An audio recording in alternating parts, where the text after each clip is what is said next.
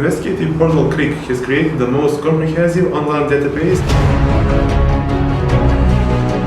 We found that Belgrade mayor had bought 24 luxury apartments on Bulgarian coast through offshore companies.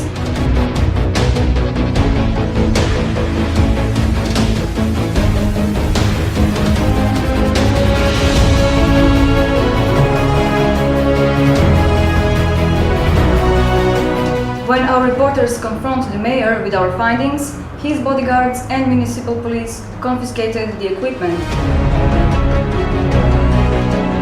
Our project had a big impact. After publication, Serbian anti-corruption agency started several investigations based on our findings on politicians' assets. Also, Serbian prosecution opened an investigation as Bulgarian authorities brought suspicion that the mayor could have been involved in money laundering. Serbian Prime Minister announced that the mayor would be replaced.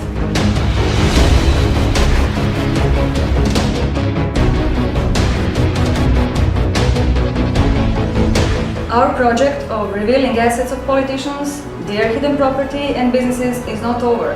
We will frequently be expanding the database with new profiles of important political figures and opposition leaders.